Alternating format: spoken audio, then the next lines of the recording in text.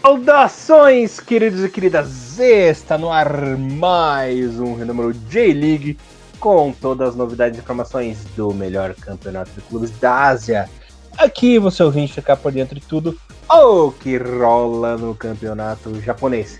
Galerinha, resumão completaço da semana da J1, J2 e também da J3. Como sempre, tava morrendo de saudades. Você está na companhia de Elias Falas, o barbudinho alegria na apresentação.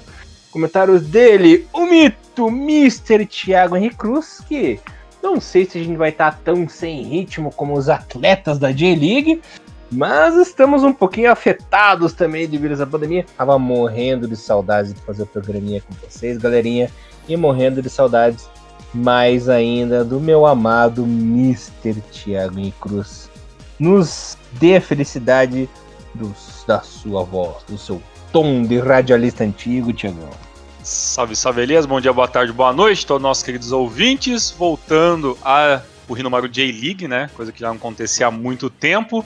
E é isso aí, meu amigo. Depois dessa rasgação de seda por sua parte, eu sei que você tá todo felizinho, porque eu acabei achando lá o joguinho velho da J-League para Play 1, por isso que o senhor está tentando me agradar, mas eu não vou cair nos seus falsos deleites. Mas realmente não tem como não ficar afetado, né, com tudo que aconteceu. Agora a J-League volta em ritmo frenético, então a gente já deixa logo de cara um disclaimer, né, que vai ser muito difícil a gente conseguir fazer rodada a rodada, né, porque os jogos são muito intercalados, é praticamente impossível.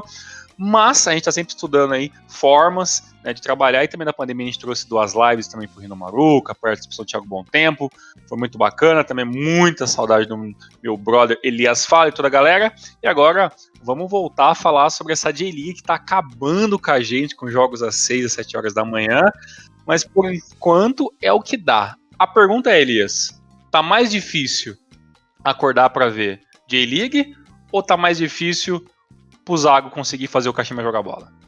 Olha, pra mim, a minha opinião é que tá mais fácil acordar pra assistir a J-League, né? Que eu tô no ritmo do trabalho aqui. Como eu acordo 6 horas da manhã todo dia, pra mim é de boa, né? Então tá suave. Tá suave. Agora o Zago, tadinho do Zago, viu? Até uma coisa... Vamos abrir o programa discutindo sobre ele, né, Thiagão? Lembrando que não é 100% total a culpa do Zago nessa zica do Kashima, porque a zica do Kashima ela já vem se prolongando desde o ano passado, né? Desde que perdeu a CL. Nós vimos o fim de campeonato melancólico do Kashima, né? Também em 2019. Esse ano, tudo bem que não ganhou ainda, já foi vice pro Kobe, né, Thiagão? A Copa do Imperador ali. São 6 jogos já esse ano com 0 vitórias e perdeu tudo. O Zago ele não é mau treinador, ele só não conseguiu se ajustar ainda. É um mix de zica do Kashima com o Zago não conseguindo se ajustar e ter o domínio do elenco, né? Porque, convenhamos, né? O time do Bragantino não era grandes coisas, ele conseguiu ser campeão da Série B, né? Até com rodadas de antecedência. Um baita mérito, apesar da torcida, né? Claro, né? Quando o cara sai, tem uma parte da torcida que odeia o cara e fala que não faz falta nenhuma, mas realmente, né? O Carlos Zago, ele fez, sim, um trabalho, no mínimo, bom, né? Pra ótimo, né? Senão não teria conseguido o título, né? Ah, claro, e a gente dá pra ver. O time do Bragantino não era grandes coisas, assim, até não querendo puxar sardinha pro meu, mas no papel o elenco do Coxa era muito melhor que o do Bragantino e não foi campeão, né? E ele nadou abraçadas fazer, aí, né? Sim, nadou abraçadas longe, não ficou o campeonato inteiro ali na cabeça, né, Thiago? E foi, né? Então ele não é um mau treinador, ele entende bastante do assunto. Já treinou boas equipes aí também. Só não. Parece que não tá casando por enquanto, né? Eu acho muito difícil dele ser mandado embora, justamente porque esse ano não tem rebaixamento, vai ser um campeonato mais tranquilinho, né? Se o Kashima. Só se o plano do Kashima mesmo é pegar uma vaguinha na CL, né? Porque disputa de título já não. A gente já fez o preview, né? Semana passada. E já comentou que é bem difícil, é um time que luta por fora. Talvez se o Kashima tivesse a ambição de querer jogar a CL ano que vem, já acendeu o sinal de alerta pro nosso querido Zago, né? Mas se não for por isso, ele fica. Bom, temos que dar tempo ao tempo, né? O pessoal fala, nossa, mas já estamos em julho.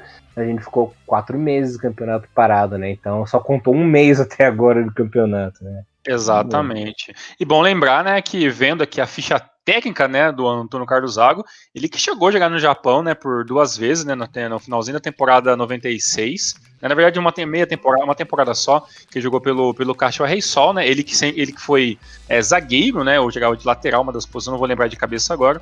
Eu vi que ele chegou lá a jogar zagueiro, né, chegou a jogar 24 partidas, não fez gol, obviamente, mas chegou a jogar uma quantidade relativamente interessante, né, e aí depois ele acabou tendo passagens por Roma, Corinthians, Besiktas, Santos, Juventude, é que encerrou a sua carreira em 2008 na equipe do Santos de São Paulo. E agora, aliás, essa bucha aí, eu só completo a sua informação falando o seguinte: o problema do Zago é que ele sai de um Bragantino onde a possibilidade de título não era grande, né? Ele poderia vencer, como poderia não vencer, né? Mas tinha assim equipe, tinha dinheiro também para investimento na equipe para poder fazer pelo menos subir a primeira divisão, como aconteceu.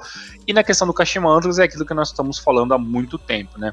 O Kashima é o seguinte, ultimamente: se não vencer o título, não tá bom, né? Então, assim, é uma equipe que tá querendo muito voltar a vencer o campeonato japonês, existe uma cobrança, existe toda uma pilha de taça por detrás do Kashima Antlers, então, claro que o trabalho do Zago, se não tiver resultado, vai ser, sim, um outro nível de cobrança. Se vai ser melhor ou pior do que aqui no Brasil, a gente tem que dar tempo ao tempo, né? Mas pelo menos o que a gente viu nos últimos anos é que os torcedores estão ficando cada vez mais exigentes, o que não é errado, e a mídia japonesa começa também a questionar, né, se talvez esse esquema de trazer, em aspas, tá gigante, qualquer técnico do Brasil ou de qualquer país traz resultado, né? O Zago, ele tem uma carreira interessante como técnico, mas também não é nada fora do comum, né? E é até palpável, né, e plausível a gente começar a imaginar que talvez o Kashima poderia ter boas opções no próprio Japão. Se ia mudar alguma coisa ou não, né, aí realmente é só na prática. Mas o Zago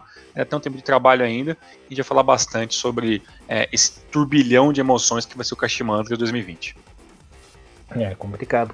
Uma coisa que eu lembro quando era criança, um assunto aleatório, é que o Zago, ele foi o primeiro substituto do Dunga, né, para ser capitão da seleção. Ah, é verdade? Isso, necessariamente eu não. Seleção brasileira, realmente, eu sou uma negação, não conheço muito pouco, assim. Pra mim era Ronaldo mais 10. que eu lembro.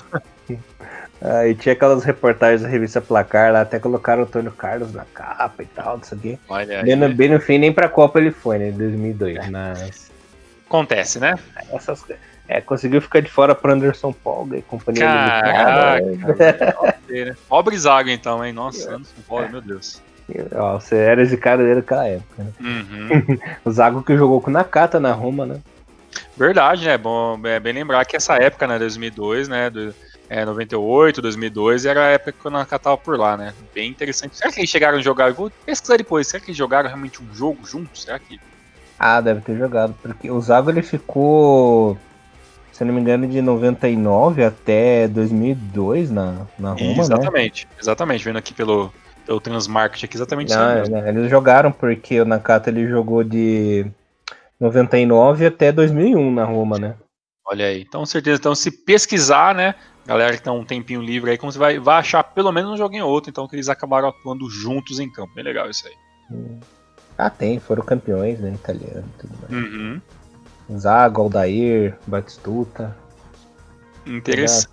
Toda essa galerinha. E o nosso querido Tomasi, né? Lembra do Tomasi?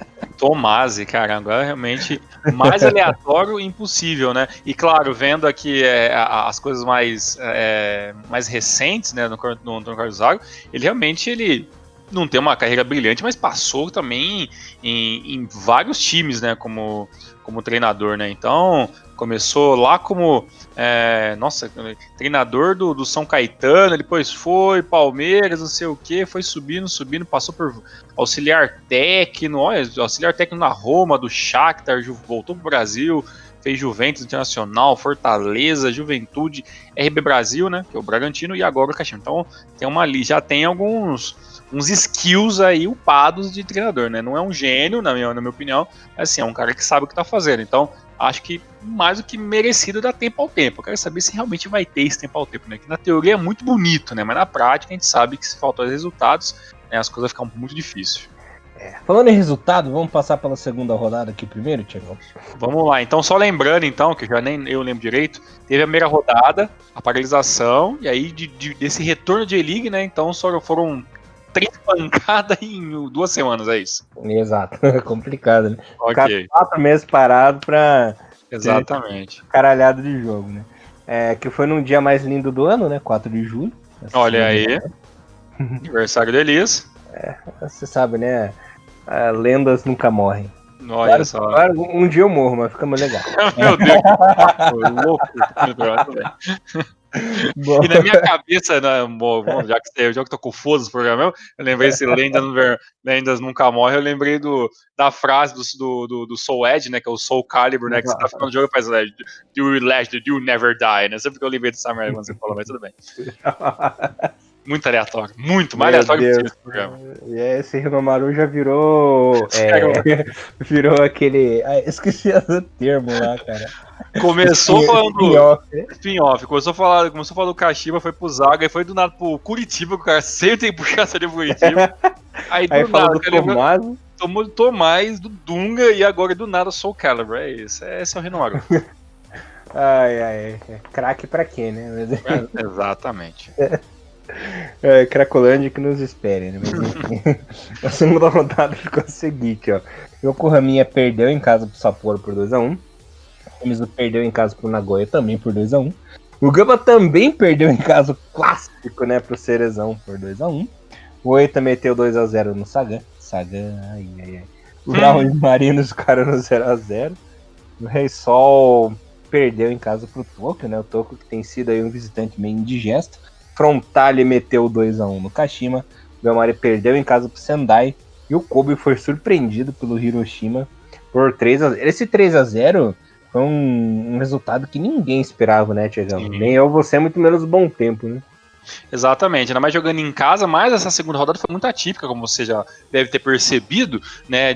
Dos 8 jogos, apenas 2 das equipes de casa vencerem, né? 8 aí Frontale, né? O restante só deu visitante, só, né? E esse resultado do Hiroshima, até porque a gente sabe, né, que o Hiroshima passa aí por um momento meio que de incerteza, a gente não sabe muito bem o que esperar, né? E o Kobe jogando em casa, né, com toda a panca, né, que tá desde a temporada 2019, veio, né, da mesma maneira que terminou 2019, né. Eu vou ser bem sincero pra você, Elias, a primeira rodada de E-League eu já não tô nem considerando tanto, assim, né, que faz tanto tempo que ficou parado, que é como se a gente tivesse 2 starts diferentes no campeonato, né, e agora é um negócio meio que pra valer mesmo, né, então quem conseguiu lá os primeiros 3 pontinhos da primeira rodada, talvez se beneficie a curto prazo, mas a gente vai ver que vai ter que rodar tanto esses elencos, como já aconteceu na rodada número 4, que praticamente a equipe pode vencer hoje, na próxima rodada tomar um 4x0 fácil, né? Que foi o que aconteceu nesse retorno, né, esse 3x0 do Kobe aí, pegando a equipe de calça curta. Todo mundo vai jogar, né? Todo mundo aí vai jogar. Na terceira rodada, o Sendai perdeu em casa pro Ural, o Cereço meteu 2x0 nos times. Aí, times, hein? O Rei Sol apanhou pro Yokohama por 3x1. Olha só, hein? O Kashima perdeu pro Consador Sapporo. Inclusive, o primeiro gol que o Kashima levou, pelo amor de Deus, né? Sim. Aquela vacilo lá que o nosso querido Musashi Henrique Cruz empurrou pra dentro do gol. O segundo gol também foi gol de videogame, né? Driblou todo mundo, fez o gol. Lucas Fernandes destruiu, e assim, percebe-se que a zaga do Kashima antes desse segundo gol estava assim completamente fora de ordem, né? Os jogadores estavam praticamente parados no lance, tentando se reposicionar com a jogada em andamento, que é uma coisa normal no futebol, mas completamente perdidos ali. Aí veio os dribles e realmente 2x0. Ótimo, né, pro Consador Sapporo, e pro Kashima seria, né, a segunda, né, de 3 derrotas consecutivas aí, que realmente tá muito difícil a situação do maior time do Japão. Complicado. Marinos no clássico bateu o Belmari por 3x2. O Hiroshima perdeu para Tartaruguinha do 8x2x1. O Sagan perdeu de novo, né? Perdeu pro Kobe agora, em casa, 1x0.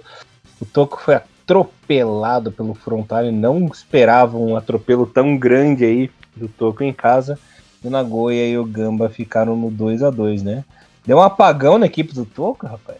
Pois é, o Tamagawa, né, Classic, né, realmente nunca foi tão desnivelado, né, um 4-0. Esse jogo, eu assisti, eu admito que eu acordei, já estava quase nos 25 do primeiro tempo, assim.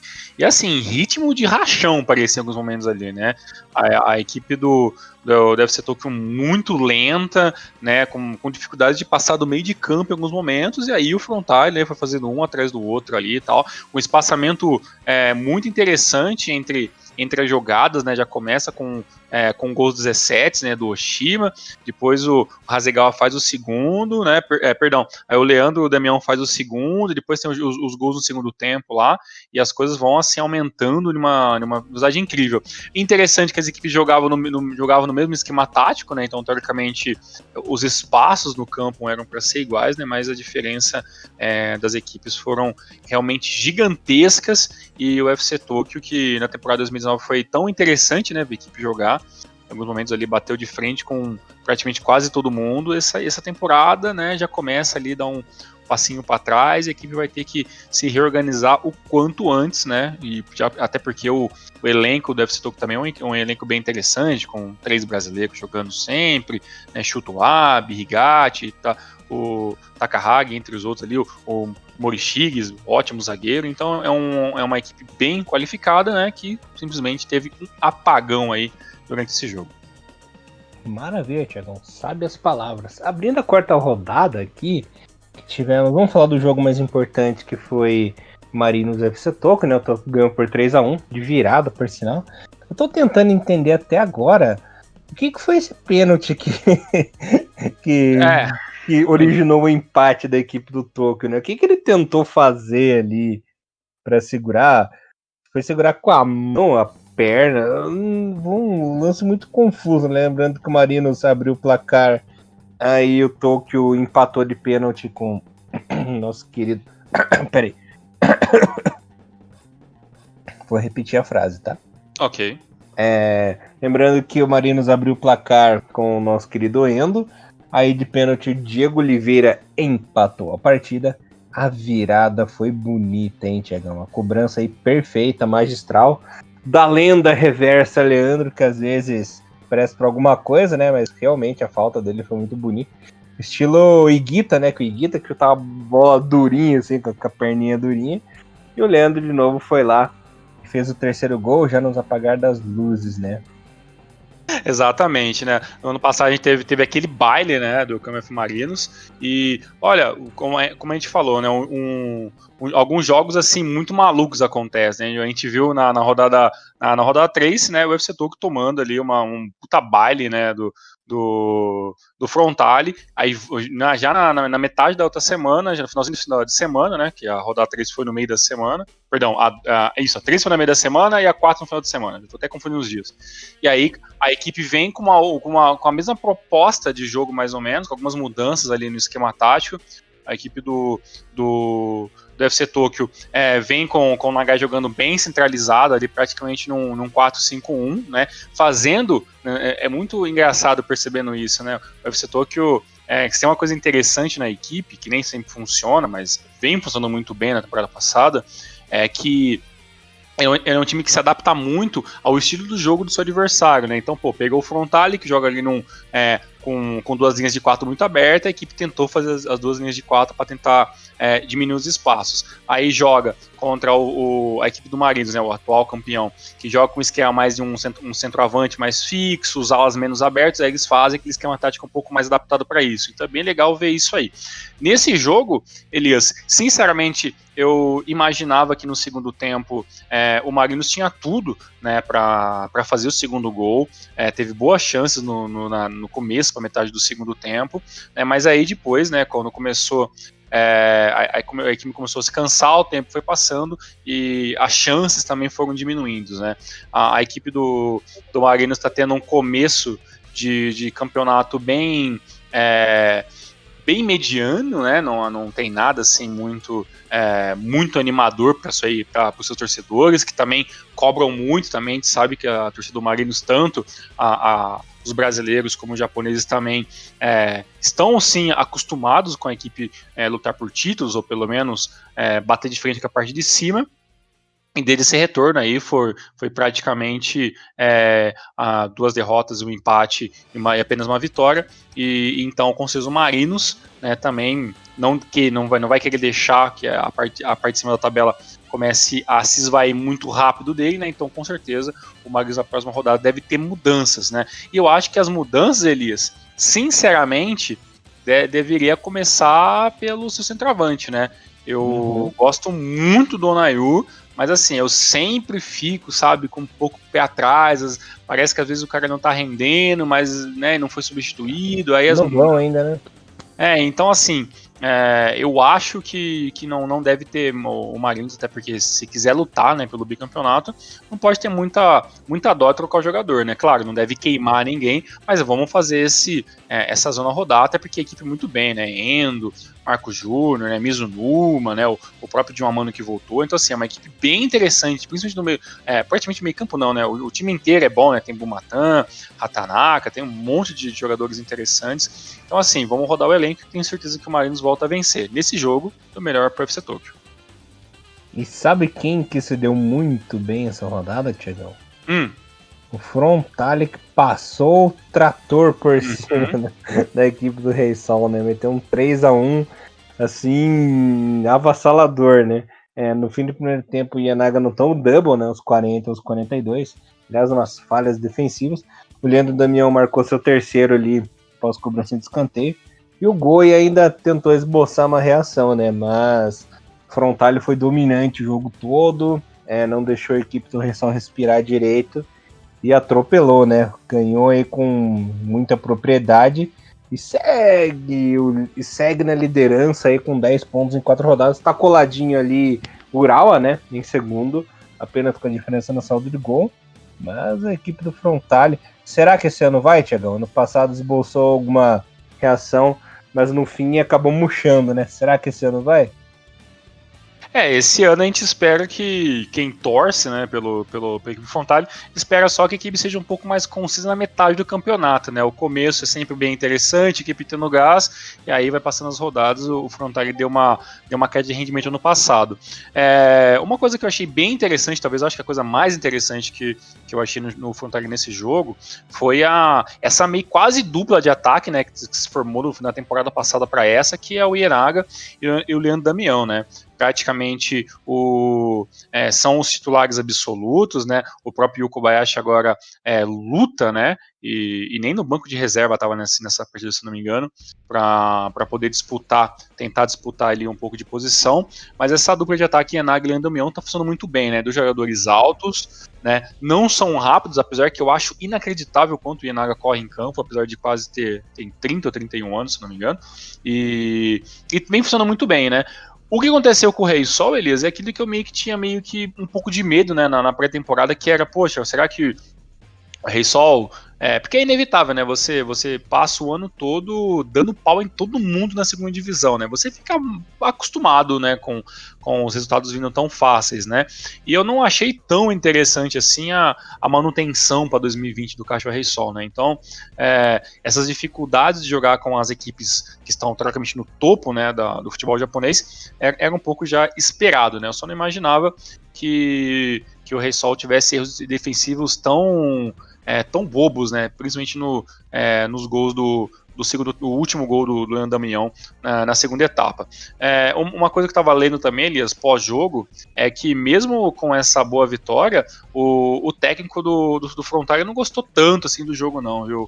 O Nick falou que os jogadores alcançar os objetivos, que a equipe joga muito unida, tanto quem é titular, como os jogadores mais novatos, ou até os jogadores que não estão diretamente ligados ao banco, né, ou seja, jogadores que não são relacionados para as partidas com muita continuidade, mas que a equipe está bem focada para conseguir lutar pelo título, mas que ele tem plena consciência que a equipe tem muito o que melhorar já para a próxima partida. Ou seja, acredito que o Onik não quer deixar que os resultados iniciais do campeonato subam muito no conceito aí da torcida de jogadores para a galera não entrar desligadona nos próximos jogos, né? Já que com certeza a equipe que quiser vencer a J-League nessa temporada vai ter que conseguir vencer nos mínimos detalhes a maior quantidade de jogos possíveis, né? Porque é inevitável, né, a rotação de jogadores durante as próximas partidas, né? Porque com o jogo às quartas e aos finais de semana, e logo começa a aparecer, né, Luvan Cup, Copa do Imperador, isso vai inflar tanto o calendário das equipes japonesas que com certeza a gente vai ver muita oscilação aí, tanto do Frontale como de qualquer outra equipe do campeonato japonês.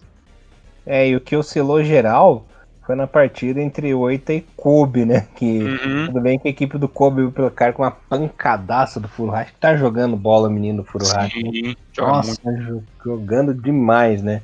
Mas o lance que mais me chamou a atenção foi o empate, né? No gol de empate da equipe do Oita, que o bandeirinha errou, foi marcar impedimento, ele desistiu no meio do impedimento. A zaga do Kobe errou, todo mundo errou, e só quem não errou foi o Iwata, né? Que na corridinha ali do belo passe do Tinin foi lá e tocou na saída do nosso grande goleirão, né? E empatou a partida. Mas olha, que lance bizarro desse do empate do 8 aí. Pois é. O gol do Furuhashi foi logo ao 1 minuto, coisa assim, né? Foi um puta. Paulado. Uma puta paulada e, claro, um balde de água fria em cima do Oita, que jogando em casa.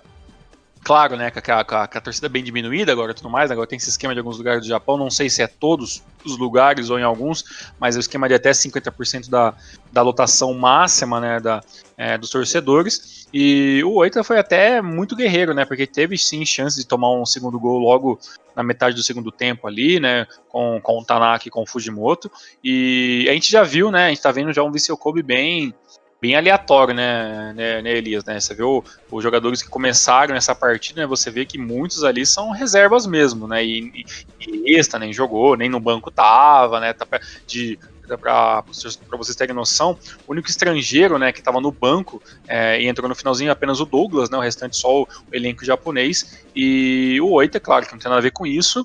Sabia que era a melhor chance de conseguir o empate seria com esse misto, né, do Vissel Kobe, né, aí o gol saiu aos 29, a partida se arrastou bem parelha, principalmente no finalzinho do segundo tempo, você percebe que o ritmo falta um pouco, né, treino, jogo é jogo, e o jogo ficou uma caidinha de qualidade no finalzinho, mas ainda foi um jogo interessante ainda, e o mais maluco, né, que seja, é que o empate, por mais que tenha sido muito ruim, o Vissel Kobe principalmente, meio que o treinador, né, o alemão Finks, acha que tá tudo ok, a gente tá trabalhando ponto a ponto, jogo a jogo, tudo aqui é muito novo ainda, e pelo que parece, pelas palavras dele, é claro que a gente não consegue, não tem bola de cristal, mas parece que o Finks joga assim, escala o Kobe sem nenhum tipo de preocupação de pressão, sabe, dentro da equipe, então acho que isso é bom, né, vamos ver só se vai dar resultado. Vamos ver, né, vamos aguardar. No próximo jogo da rodada, que foi entre o Yokohama e o Sendai, que acabou terminando em 1-1 a partida, não sei se você chegou a ver, mas no link que eu assisti ali, os melhores momentos, mostrou o pré-jogo, né, da torcida entrando lá no estádio e tudo mais. E quando o pessoal ia entrar no estádio, ali nas catracas, os fiscais do estádio jogava spray de álcool gel na mão da torcida, media a temperatura, né, com aquela pistolinha. Então achei bem bacana, né, que lá em alguns estádios da J-League tá tendo público com distanciamento social, né, que é respeitado à risca. Arrisca realmente mesmo, né, com posicionamento de cadeira e tudo mais, né. Então. E lá o pessoal leva a sério, né, não tem o jeitinho brasileiro que acaba rolando aqui. E você vê que as normas de segurança aí estão muito bem feitos, né? O pessoal se entra de máscara, como eu falei ali, os fiscais dão uns jatinhos de álcool em gel, mede a temperatura, né? Então, para não correr qualquer tipo de risco, eles estão se precavendo, né? Mas quem correu risco aí nessa partida foram as defesas, né? Porque no primeiro gol do Yokohama FC foi uma falha defensiva, e no segundo uma falha pior ainda, né? A zaga do Yokohama FC se atrapalhou toda no lance. E o nosso querido Alexandre Guedes empatou a partida, lembrando que quem abriu o placar foi o Itime, né? Pela equipe do Como FC. E o amor da tua vida, dessa vez, não jogou, né, Thiagão? Qual deles? O Chunzinho.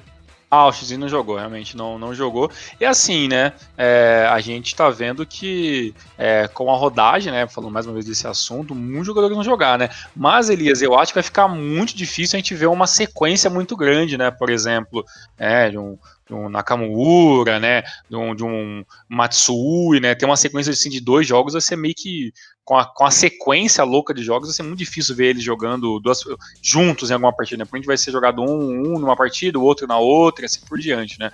Mas, Elias, não sei se você concorda, mas a gente estava muito receoso em como o Yokohama FC jogaria, né, o retorno só de 1. A gente sabia, claro, que o Rei Sol também tem umas dificuldades, mas o Rei Sol já é um macaco velho, já jogou várias vezes o campeonato japonês, né, já teve equipes até muito interessantes no passado muito recente, né, da J-League, né, despontando 4, 5 vitórias nas últimas rodadas e tudo mais. E só que o Yokohama FC já é uma equipe que já faz muito tempo que não voltava à primeira divisão, e o elenco é muito do modesto, né, no papel, né?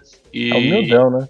Eu tô achando que, apesar de todas as dificuldades, o Yokohama tá fazendo mais do que eu esperava para o início de temporada, né?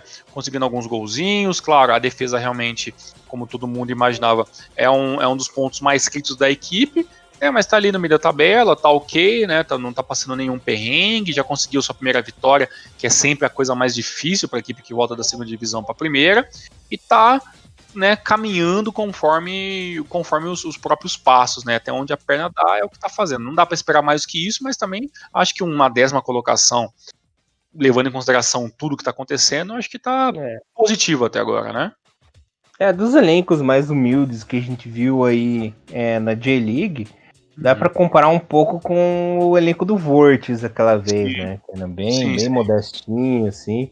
Sem pretensão. O UFC não tem pretensão alguma, né, na J-League. Já tá no lucro porque não tem rebaixamento esse ano. Então, pela primeira vez na história, vai jogar 2 temporadas consecutivas, né, na J1. Então, agora é só jogar bola, fazer seu trabalhinho aí e ver o que vai acontecer, né. O que vier, o que acontecer para esse ano na equipe do Yokohama é lucro, né. Tudo é lucro para esse time. Exato. E por mais que de ser lucro tem essa dificuldade, a equipe tá jogando num esquema tático até muito ousado, se for ver, né? Porque tá jogando com 2 atacantes, né? É o Saito e o time ali na frente, ali. O time pra mim vou até talvez falar que talvez é o melhor jogador desse elenco, né? Também jogo principalmente na parte da frente ali, claro, tirando os medalhões gigantescos, né? Acho que dessa leva 9 é um jogador interessante, talvez que até saia no final de contrato para uma outra equipe da primeira divisão, se assim continuar, né? Mas o Sendai também tem uma equipe interessante, né? O próprio Alexandre Gás, como você falou, tem Nakazal na frente, né? O German, né? Claro, vou falar, claro, do meu querido Sekiguchi, né? Apesar que é um puta velhão, né? Uma galera interessantinha também ali na equipe do Sendai, e foi um jogo bem aberto, mas assim, claro, né? Foi um jogo tecnicamente muito ruim, né? Foi outro jogo com clima de rachão, né? Uma baita de uma correria, né? Mas também para 2 equipes que não tem muita pretensão, tá muito ok. Eu só acho que o Sendai ainda tá fazendo errado o esquema de não priorizar, né? Claro que esse ano é muito difícil, mas deveria sim priorizar mais as outras ligas. E eu acho muito legal o Sendai, com uma equipe também limitadíssima em várias questões, com jogadores com uma média de idade muito grande, jogando com firme, né? Com 3 atacantes firmes mesmo ali, o Nakazawa jogando às vezes no 4-5-1, mas às vezes você vê o German e o Alexandre junto, a equipe vem descendo em bloco. Eu acho muito legal essa audácia que o time do Fuegoto Sendai também tem para jogar. É legal mesmo, né? Uma coisa que a gente esqueceu, que eu esqueci de comentar, o Sekiguchi, ele tá com 35 anos, né? Então, quem sabe aí não seja uma das últimas. Se bem que a carreira do jogador japonês, ela se alongou muito, né? Eles investiram bem nessa parte física, assim, dos jogadores, e tá alongando bastante essa parte. Você vê o jogador Nakamura, né? Mais de 40 anos, Kazu, nem se fala, né? Nakazawa aposentou tarde também, o Endo, Kengo Nakamura. Tem uma galerinha aí que tá se aposentando tarde, né, Tiagão? Isso aí. Exato. É muito legal. Sabe quem que se deu mal de novo? A equipe do time. Sim, eu falei pra vocês que a equipe dos times não é grandes coisas. Eu avisei vocês, né? Mas tudo bem. Mas pelo menos marcou o gol, né? Pelo menos isso, né? Coisa que alguns nem estão fazendo. Né, seu cachimbo? Né, Zé Garcia? E uma coisa interessante, se você prestar atenção nas tabelas, até aconteceu isso na rodada 3, eu acabei esquecendo de falar, como assim a 2 só venceu duas equipes que jogavam em casa, na rodada 3 também aconteceu isso, apenas Cereço e o Marinos, né, na rodada 3 venceram em casa, o restante foi só os visitantes, e nessa rodada 4 também não tem tanta galera em casa vencendo, novamente, apenas duas equipes que jogaram em casa venceram, teve mais empate, né, mas realmente a galera não tá fazendo valer o seu mundo de campo esse conturbado retorno do futebol japonês. Mas o que aconteceu com os times foi sacanagem também, né? Que o Nosso abriu o placar pra equipe do Gamba. No finalzinho ali, 39, o Tatsuta empatou, o pessoal fez festa, todo mundo feliz e tal. Aí vai lá o amigo do Thiagão, né? Nosso querido Watanabe, ele ferra com a festa, né? 3 minutinhos depois foi lá, fez o segundo gol e acabou com a alegria do pessoal de Shizuoka. Só uma coisa que a gente esqueceu de comentar, Thiagão, é que a regra agora é de 5 substituições e não 3, né? Verdade, agora tem essa regra até para dar um alívio, né? Porque realmente 3 jogadores seria muito difícil, né? Para se manter um elenco, e agora com 5 fica bem. Então, assim, o jogo para bastante, então os acréscimos normalmente 4, 5 minutos de acréscimo fácil na segunda etapa, tá rolando assim. Elias, eu fico muito feliz em ver o Kazuma Watanabe jogar algumas partidas e voltar a fazer gol, né? Eu lembro que eu fiquei muito puto quando o Watanabe estava fazendo uma baita temporada genial pelo Sendai, aí o Gamba foi lá, comprou o cara pro cara ficar no banco, né? Então, e agora o Watanabe voltando a jogar. Vendo depois também o pós-jogo, o Watanabe deu uma entrevista, depois que foi colocado em inglês, que ele falou assim, que foi realmente, e aí vem a mão do treinador, que eu faço até um disclaimer aqui, Elias, que eu falei que o Miyamoto, na minha opinião inicial, ele é meio paradão, assim, na maneira que o Gamba joga, né? E o Bom Tempo até refutou falando assim, não, que ele gosta de fazer a equipe mudar, que na opinião do Bom Tempo ele é um cara versátil e tudo mais, e o Watanabe falou que o que aconteceu no final do jogo, né, que quando ele entrou, ele ele foi claramente falando para o treinador, você e o Patrick tem que descer o máximo possível para dentro da área, eu quero os dois da área, eu quero que vocês avancem sem se preocupar com mais nada.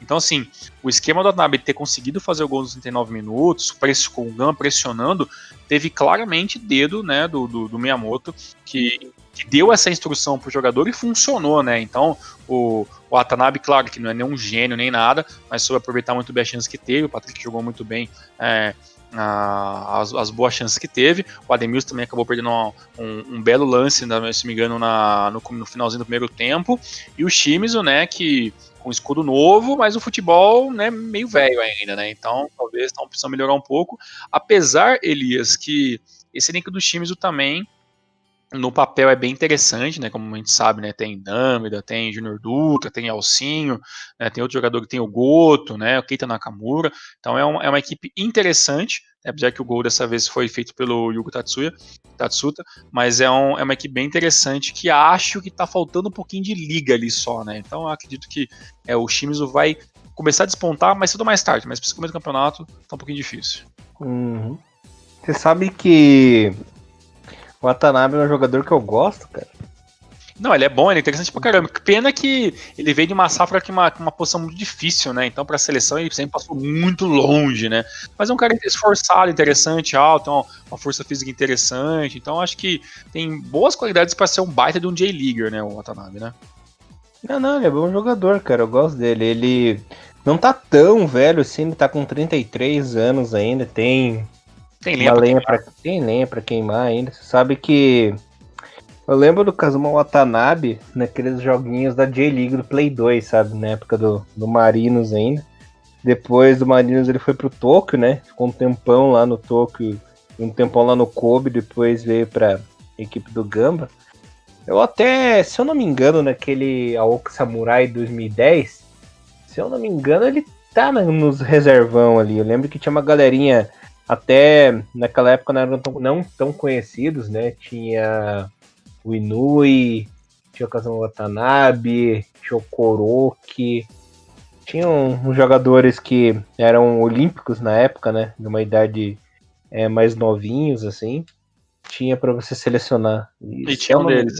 engano. O Watanabe tava, É bom que você até falou disso aí, que vem duas coisas, né? Primeiro, a errata minha, né? Eu falei que ele tinha vindo do Sendai, mas na verdade ele veio do Kobe, né? Ele fez aí uma baita temporada, que foi 2017, 2018, que ele fez lá, sei, 5, 6 gols na mesma temporada, e tá aí o Gamba já cresceu o olho e acabou trazendo ele. É a época, né, que o Kobe não era, né? O Kobe Galáctico, que viria a ser em 2019, né?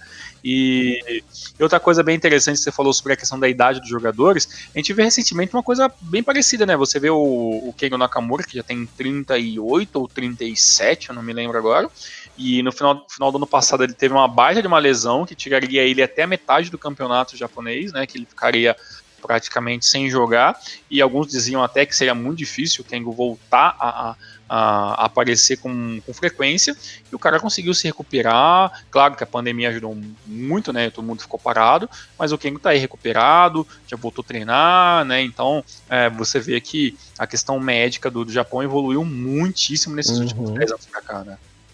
É verdade, tem toda a razão. Você vê que o vigor, né? A longevidade do jogador japonês cresceu muito. Sim, isso é muito legal, até porque dá chance da gente ver os clássicos. Mas assim, é claro que a gente tem que sempre ponderar que não dá para nós esperarmos, né, que o futebol japonês respire e sobreviva só de jogadores antigos, né? Que essa nova geração tem que amadurecer o quanto antes, né? O Thiagão dando recado pros ouvintes do Hiromaru. Por favor, não só para os ouvintes, mas também com alguns jogadores, como o senhor, por exemplo, né, senhor Elias, que talvez seja a melhor, não sei nem se o jogo que você vai puxar agora, mas o assunto puxa para mim, que, por exemplo, temos aí o nosso querido Musashi Suzuki, que está sendo o artilheiro da D-League, e se machucou no último jogo contra o Nabelmar. Então, assim, tem que se recuperar rápido, porque a gente está vendo um cara de 37 se recuperando rapidamente, né? E vai ser realmente muita displicência se um jogador, né, muito mais novo demorar mais para se recuperar. É complicado. Até você deu a deixa pra falar dos 2-0 horrível. O jogo do Sagan Tosso e Hiroshima foi ruim, assim, tecnicamente. Sim, mas o Shonan Bellmare e Sapporo, cara, meu Deus do céu. O jogo foi tão ruim. Assim, eu de coração, eu já não sou muito fã de ver alguns jogos do Shonan. Quando o Shonan começa com aquela retrancada, eu fico, cara, vai ser mais um jogo difícil do Shonan de ver. E esse, aí que claro, não podia também se jogar também, até porque o construtor Sapporo vem jogando magistralmente bem no contra-ataque, né? Que você vê que o Sapporo nem é uma equipe que joga tanto no contra-ataque, mas nesse jogo o Shonan fez a sua armadilha tática ali para se defender mais, o Sapporo bateu na trave várias vezes e conseguiu segurar um 0-0, mas realmente não salva o jogo, que foi realmente ruim de se assistir, né? Nossa, que jogo ruim. E quem fez cagadinha também foi a equipe do Cereço, né? Que perdeu em casa por Nagoya por 2-0. Numa confusão ali do primeiro gol entre zagueiro, entre o nosso querido Langueira, saiu o primeiro gol da equipe do Cerezinho. E depois o Abe, numa bobeira do nosso querido João Schmidt, né, Thiagão? Tomou a bola e fez o segundo gol da equipe do Nagoya Grampus. Aliás, não foi. Pera aí, me mandando inteiro de novo. Mas foi você, quando agora ganhamos. Ele está muito louco. É o uniforme, né? Quando é meio esquisito, né? Essa vai entrar para as erratas do Hiromaru. Bem, eu já falei para vocês ali, eu já falei com você para as ideias, eu já falei isso na live. Eu fico muito com o pé atrás com o Cereço Osaka, né? Porque o time do Cereço é muito ensaboado, é muito fogo de paia. É claro, né? Vale se lembrar que foi a primeira derrota do Cereço no campeonato. O Cereço ele vem de quatro vitórias. De comparar, se a gente contar todos os jogos que aconteceu, né? Ele vem de 5 partidas, essas 5 são 4 vitórias consecutivas. Mas a primeira vitória lá, né? Contra o Matsumoto Yamaga, outra competição e tudo mais. Mas em J-League, né? São 3 jogos, são 4 jogos, 3 vitórias e uma derrota. Mas, Elias, a maneira com que o Nagoya venceu a equipe do Cereço, que nem teve assim tanta modificação, né? Jogou Bruno Mendes, Okuno, De Sábado e tudo mais. O Jones fez o golzinho que ajudou muito, né? O gol contra lá e tudo mais.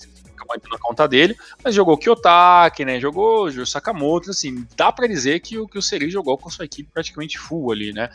Já o Nagoya, ele veio meio como um franco atirador, né? Perdeu nos 45 do segundo tempo, perdeu o seu atacante principal, né? Que era o Jô.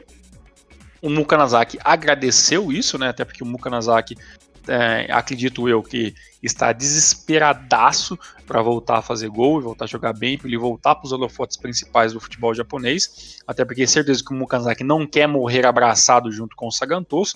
Então acredito que o Mukanazaki vai pegar essa chance como nunca, né? Então jogou os 45 minutos, jogou bem.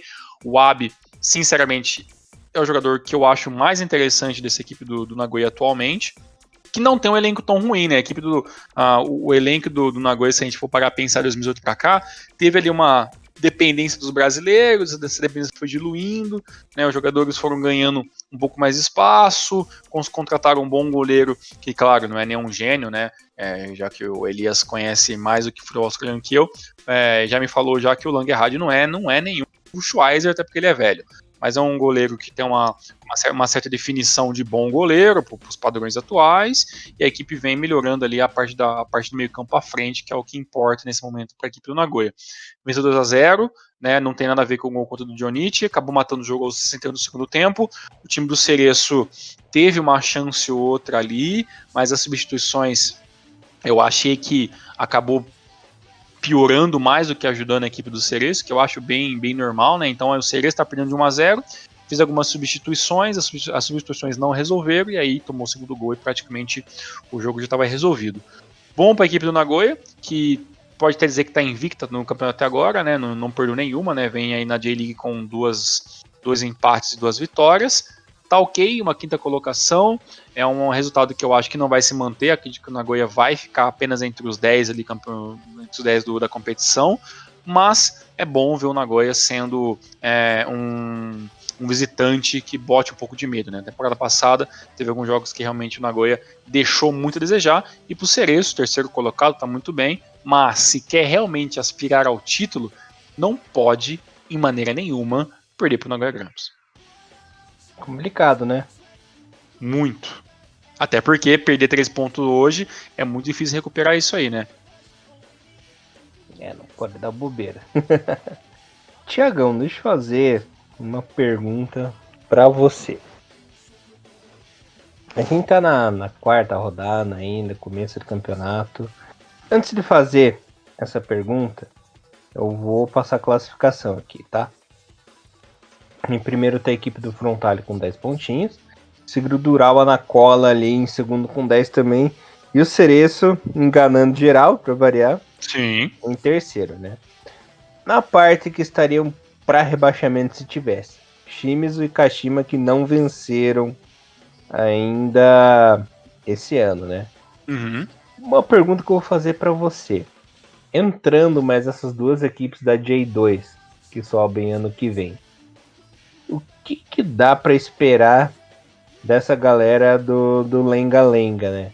Que é Shimizu, Belmari, Sagan, o Como FC, né? Que tá voltando aí para a primeira divisão. Será que eles vão se espertar ano que vem por ter mais equipe disputando aí o campeonato? Ou é uma chance maior ainda para eles serem mais saco de pancada ainda?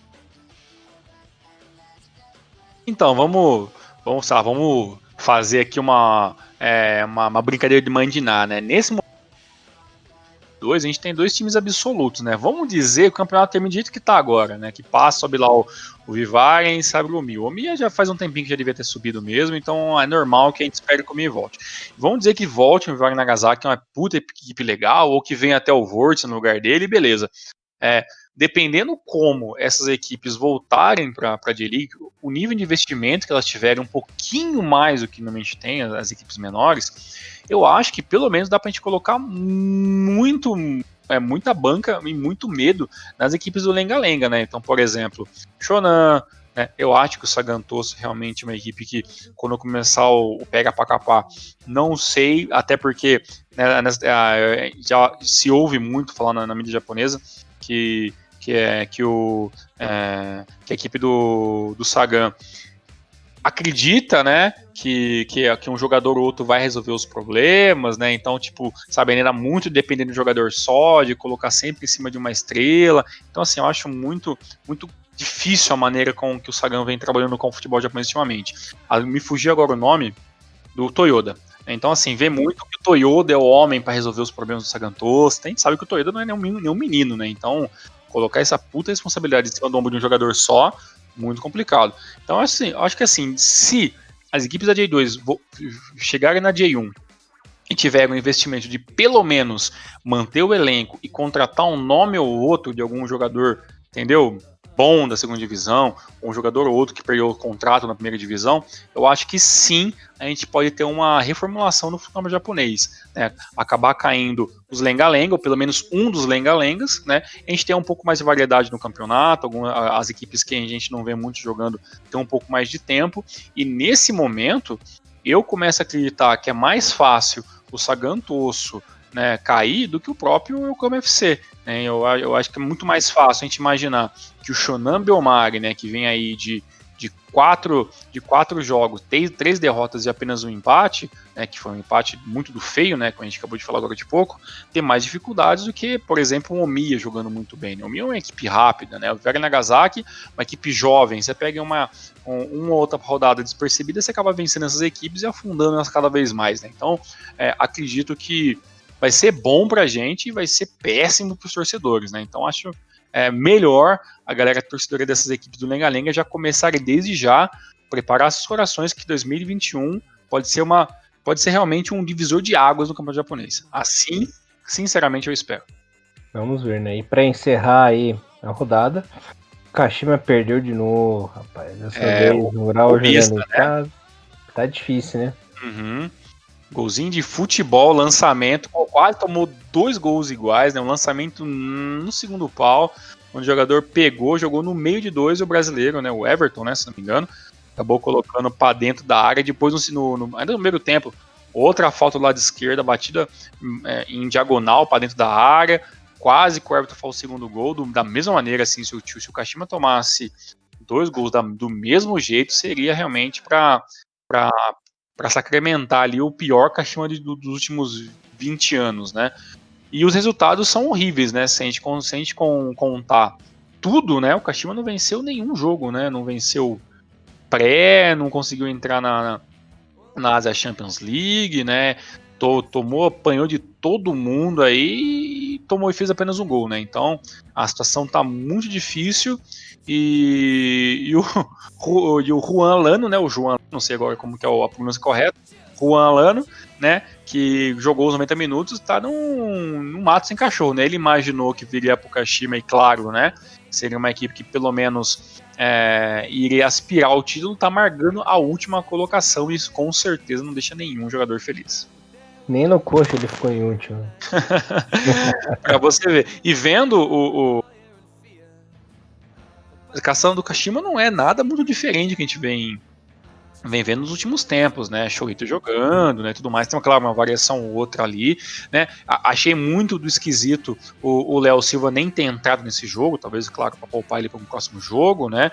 Mas entrou Yasushi Endo, né? Shirazaki, né? Sugio, Karaki, todos jogadores que já estão acostumados. O próprio Edinha, né? Acabou entrando na segunda etapa. Então, assim, todos jogadores já estão, pelo menos, habituados a jogar J-League, né? Então não tem ninguém muito rookie, né? Nessa equipe do Kashima 2020, mas os resultados realmente não vieram. E acredito, vou até falar mais, em nenhum momento deste jogo eu acreditei que o Kashima conseguiu um empate. Eu realmente fiquei assim, eu falei, poxa, será que o Kashima vai tomar um 2 ou 3 e o Zago não vai chegar nem a metade do ano?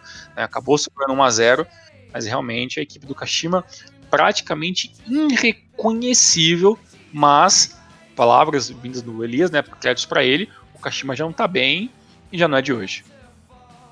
Infelizmente aí o Kashima vem passando por períodos aí muito conturbados já faz tempo.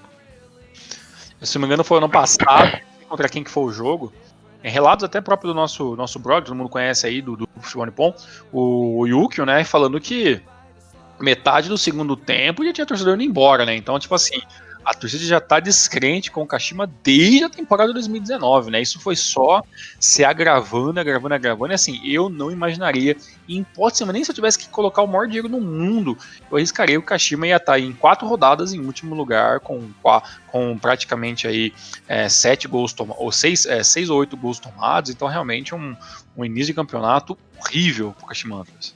Isso aí é graças a uma pessoa, né? E pela primeira vez na história o Kashima tá na lanterna graças a uma pessoa.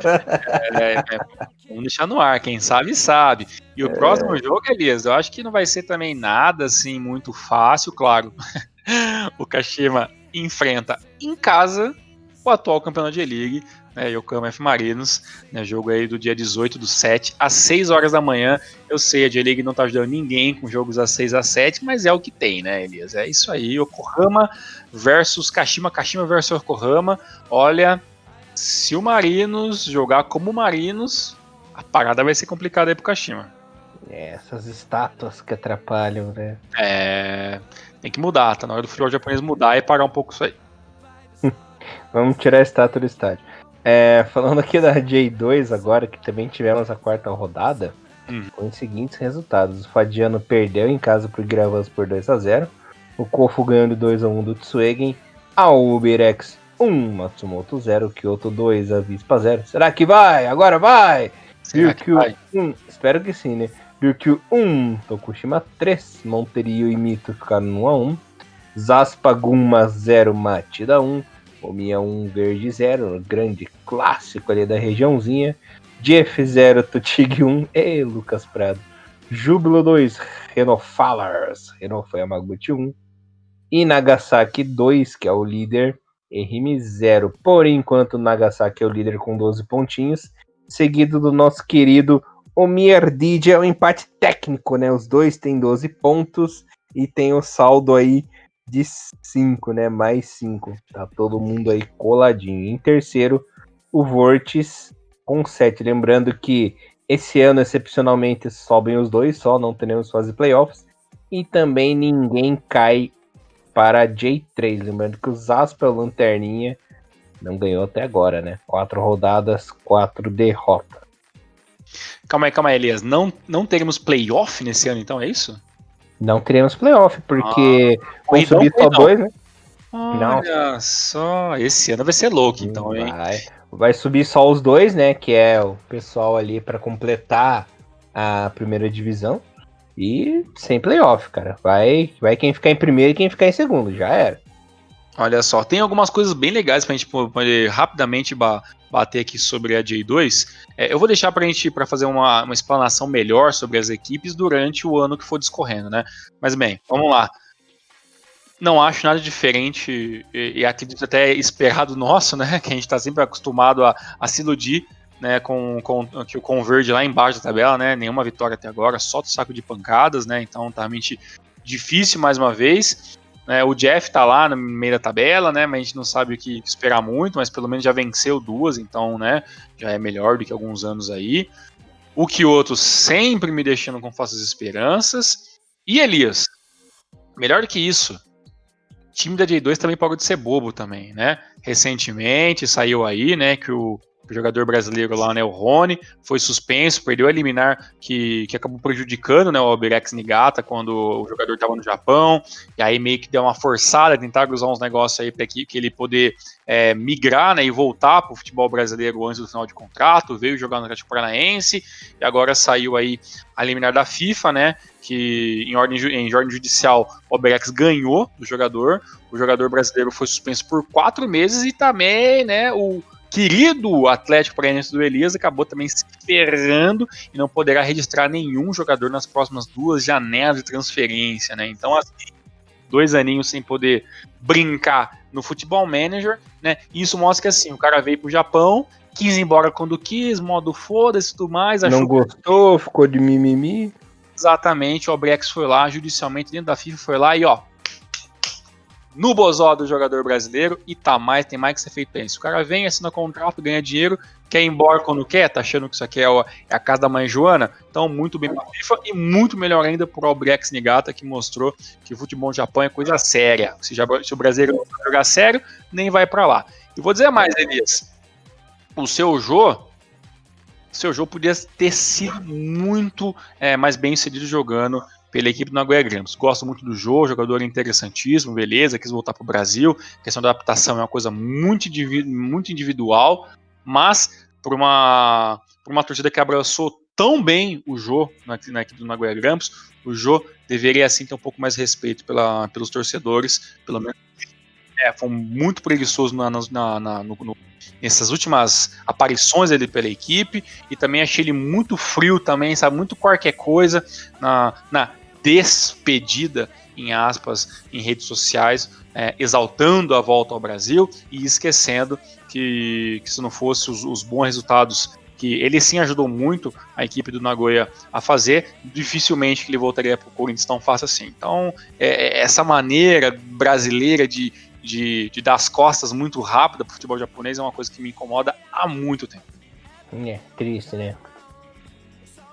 E uma coisa que você comentou ali do Atlético Paranaense é que, assim, o senhor presidente aqui do time, ele fica injuriado, ele fica putaço quando fazem isso com ele, sabe? Mas com os outros é preso, né? Exato. Uhum. Então, até aconteceu o caso aí com o seu time, né, com o Corinthians, que foram os representantes do Corinthians aqui para Curitiba e negociaram nas costas, né? Uhum. Ele ficou pistola. Nossa senhora, ficou louca a moça, né? Falou até que não ia, se não me engano, não sei se foi ele, agora não sei se foi ele ou aconteceu com o jogador do Goiás, que falou assim, então a gente não vai negociar mais, né? Não vai ter mais negociação no meu time com o seu, né? Tem sempre essas picuinhas. Não, foi aqui, foi Corinthians e aqui. Né? Uhum. Mas nos outros, né? Então, não sei o que a galera acha que, tipo, sei lá, será que ainda em 2020 tem pessoas que acham que lá no Japão é um outro esporte, é um futebol meio que amador, que as regras são, entendeu? São maleáveis, que tudo a gente não, pô. Agora tem um órgão chamado FIFA, né, por trás disso aí, né, gente? Não é bagunça, né?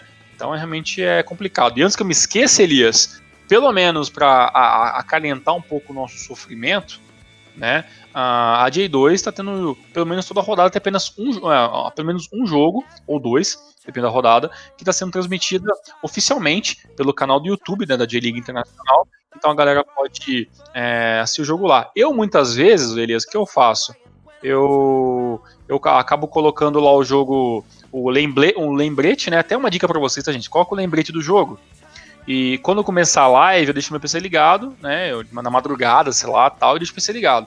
Quando acontece o lembrete, ele vai carregar o vídeo sozinho, pelo menos no meu notebook. Quando eu acordo, o jogo tá carregado, eu só volto, assisto. É claro que eu não posso dar F5 nem nada, porque senão ele vai sumir o link, né? Mas o jogo fica ali praticamente gravado full no seu PC. E você pode, com o PC ligado depois, reassistir o jogo que você não perdeu. É assim que eu tô fazendo, pelo menos, com os jogos da segunda divisão, né? Já que é oficial, né? A DAZN Brasil oficializou, não tem J-League pelo menos por enquanto. Então voltamos a oficialmente ser os piratas das streams aí para poder assistir o futebol japonês. Então pelo menos a J-League Internacional, o canal oficial da J-League no YouTube, está mostrando os jogos da segunda divisão para todo mundo, menos o Japão. Não é igual o DAZN, né, que prometeu. Exatamente, é isso aí. A nossa parte a gente fez, né? A gente foi lá, assinou, pagou, deu de trouxa. Eu assisti até campeonato de tardo, que é um bagulho chatíssimo eu assistir, entendeu? Pra fazer valer a pena o investimento, né? Que era caro, 20 e tantos, quase R$30 por mês e tal, mas realmente é isso. Quinzão por mês a gente perdeu, né? Quinzão da J1, mas o quinzão da J2. Ficou o logo da J2 lá, nossa, em breve no nariz, né? Mas tudo bem. Né? Deu pandemia, deu diabo, não veio. Deu diabo, é isso, velho. Isso é os trouxas sempre, é isso. Complicado. Vamos para J3, irmão? Bora lá. J3 que tivemos aí a terceira rodada com os seguintes resultados. O Fanrauri perdeu em casa pro Blauwitz por 2-0. Eu tava com saudades do gritinho do Blauwitz, né? Ainda mais agora que esse ano eu quero ver. E aí? Não, fala o resultado mesmo, que esse ano eu quero ver. Tá. Fukushima e Grula ficaram no 1x1. Imabari e Kagoshima no 1x1 também. Sagamihara e Parceiro 0x0. Fujieda 5x2 no Yokohama. Gifu e Kamatamaré ficaram no 1x1. Cataler 0, Azul Claro 1. Roaço 5, Cereço B 2. E o Gamba B perdeu para o Gainari por 3x1. Lembrando que teremos a mesma regra da J3, como acontece na J2, né, Tiagão?